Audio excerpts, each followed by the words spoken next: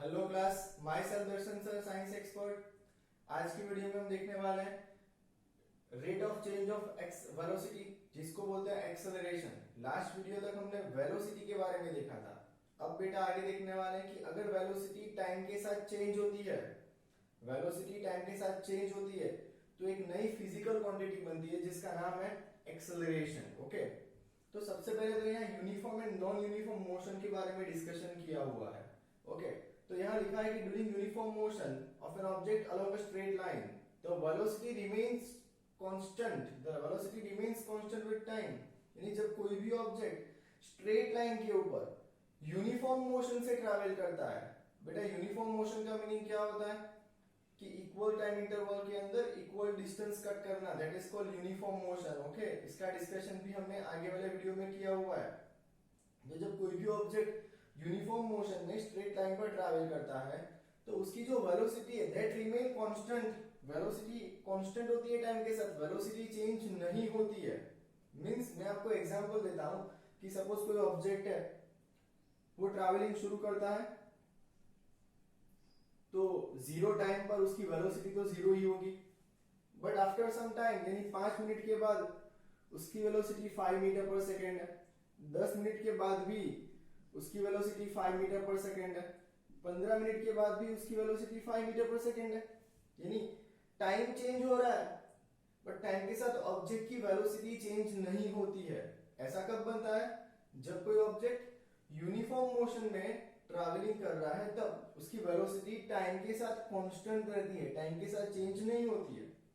तो बेटा ऐसे केस के अंदर अगर हम वेलोसिटी के अंदर जो चेंज हो रहा है वो चेंज फाइंड आउट करेंगे तो क्या आएगा? तो देखो आप कि 5 मिनट के बाद वेलोसिटी 5 मीटर पर सेकंड थी, 10 मिनट के बाद भी वेलोसिटी 5 मीटर पर सेकंड है। तो यहां ये जो टाइम इंटरवल है, ये टाइम इंटरवल के अंदर अगर मैं वेलोसिटी का चेंज फाइंड आउट करता हूं तो 5 माइनस 5 क्या आता है? 0। So in the case of uniform motion जब कोई भी ऑब्जेक्ट की वेलोसिटी चेंज नहीं होती है और उस टाइम पर हम वेलोसिटी का चेंज फाइंड आउट करते हैं, इट इज ऑलवेज जीरो। वो हर एक केस के अंदर क्या आता है? जीरो आता है। So here the change in velocity of the object for any time interval is zero in the case of uniform motion. Uniform motion के हर एक केस में वेलोसिटी का जो चेंज है वो ऑलवेज क्या आता है? जीरो आता है। ओके, बट जब हम बात करते हैं नॉन यूनिफॉर्म मोशन की, non uniform motion, non uniform motion किसे बोलते हैं? तो जब कोई ऑब्जेक्ट टाइम के साथ अपनी वेलोसिटी चेंज करता है, जब कोई ऑब्जेक्ट है वो इक्वल टाइम इंटरवल के अंदर अनइक्वल डिस्टेंस कट करता है, उसको बोलते हैं नॉन यूनिफॉर्म मोशन। ओके बेटा, इक्वल टाइम इंटरवल के अंदर अनइक्वल डिस्टेंस कट करना, it is called non uniform motion. और जब कोई भी ऑब्जेक्ट है वो नॉन यूनिफॉर्म मोशन से ट्रैवल करता है तो उसकी जो वेलोसिटी है वो टाइम के साथ चेंज होती है, टाइम के साथ वेरी होती है, चेंज होती है। और उस टाइम पर वेलोसिटी का चेंज जीरो नहीं होता, वेलोसिटी का चेंज जीरो नहीं होता। जैसे कि एक ऑब्जेक्ट है, अभी ट्रैवलिंग शुरू नहीं किया तो वेलोसिटी भी जीरो होगी, बट आफ्टर 5 मिनट उसकी वेलोसिटी कितनी है? 5 सेकेंड। सपोज हम बोलते हैं 5 सेकेंड के बाद उसकी जो वेलोसिटी है वो 5 मीटर पर सेकेंड है। 10 मिनट के बाद उसकी वेलोसिटी थोड़ी चेंज हो गई, हमने लिखी 7 मीटर पर सेकेंड। 15 मिनट के बाद उसकी जो वेलोसिटी है इट इज 15 मीटर पर सेकेंड। तो आप देखोगे हर एक टाइम इंटरवल के अंदर आप देखोगे वेलोसिटी ये टाइम इंटरवल के अंदर 2 मीटर पर सेकेंड जितना इंक्रीज हुआ। यहां देखोगे 15 माइनस 7 करोगे दैट मींस 8 मीटर पर सेकेंड। तो वेलोसिटी 8 मीटर पर सेकेंड जितनी इंक्रीज हुई। ऐसा नहीं कि इंक्रीज ही हो सकती है, डिक्रीज भी हो सकती है। अगर आप ब्रेक मारोगे गाड़ी को तो गाड़ी की स्पीड चेंज होगी, कम होगी तो उसकी वेलोसिटी भी डिक्रीज होगी। ओके, तो इन शॉर्ट जब कोई भी ऑब्जेक्ट है वो नॉन यूनिफॉर्म मोशन से ट्रैवल करता है, नॉन यूनिफॉर्म मोशन से, तो उसकी जो वेलोसिटी है वो टाइम के साथ चेंज होती है। और वेलोसिटी का जो चेंज है, चेंज इन वेलोसिटी, ओके, वो टाइम, वो जो वेलोसिटी का इंटरवल है वो कभी जीरो होता नहीं है in the case of non uniform motion. So this change in velocity in any time interval is not zero. तो यहां दो केस समझा। यूनिफॉर्म मोशन के अंदर वेलोसिटी का जो इंटरवल है, वेलोसिटी इंटरवल यानी चेंज इन वेलोसिटी वो जीरो होता है, बट नॉन यूनिफॉर्म मोशन के अंदर चेंज इन वेलोसिटी कैसा होता है? जीरो नहीं होता है। ओके, और इसीलिए जब ऑब्जेक्ट की वेलोसिटी टाइम के साथ चेंज नहीं होती है तो उस टाइम पर एक नई क्वांटिटी इंट्रोड्यूस होती है, वो क्वांटिटी का नाम है एक्सेलरेशन। क्या है बेटा? Acceleration. So what is the definition of acceleration? Change in velocity of an object per unit time is called acceleration. Time के साथ वेलोसिटी में जो चेंज आता है उसे बोलते हैं एक्सेलरेशन। क्या बोलते हैं बेटा? Acceleration. And acceleration is equal to change in velocity divided by time. Acceleration is equal to change in velocity divided by time. और acceleration change in velocity find out करनी है तो कैसे करेंगे? तो initial velocity में से यानी final velocity में से initial velocity को subtract कर दो। ये जो final velocity है, ये final velocity में से initial velocity को subtract कर दो तो आपको क्या मिल जाएगा? चेंज इन वेलोसिटी, यानी बड़े में से छोटा सब्सट्रैक्ट कर दो, फाइनल वेलोसिटी में से इनिशियल वेलोसिटी सब्सट्रैक्ट कर दो, आपको क्या मिल जाएगा? Change in velocity divide by time. बेटा फाइनल वेलोसिटी को बोलते हैं v, इनिशियल वेलोसिटी को बोलते हैं u एंड टाइम को बोलते हैं t and acceleration is said to be a। बेटा ये सिंबल है एक्सेलरेशन का। ओके, तो a is equal to v minus u divide by t। a is equal to v minus u divide by t। This is the formula of symbolical formula of the acceleration। ये acceleration का formula हुआ। बेटा अब हम बात करेंगे SI unit की। SI unit कैसे बनता है? तो बेटा वेलोसिटी, चेंज इन वेलोसिटी, उसका फॉर्मूला होता है मीटर पर सेकेंड। ओके, टाइम का क्या होता है? सेकेंड। तो यहाँ टाइम के प्लेस पर लिखेंगे सेकेंड, तो क्या हुआ?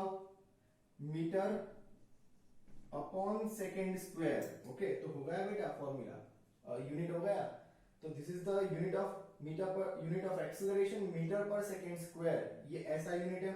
ये सेकंड स्क्वायर अगर ऊपर ले जाते हैं तो जो डिनोमिनेटर का पावर है वो पावर का साइन चेंज हो जाएगा। अगर माइनस है तो प्लस, प्लस है तो माइनस, तो यहाँ प्लस है तो ऊपर जाएगा तो माइनस हो जाता है। ओके बेटा, तो बेटा आपको यूनिट रट्टा नहीं मारना है, आप फॉर्मूला पर से भी इजीली बना सकते हो और प्रैक्टिस करोगे तो आपको याद भी रह जाएंगे।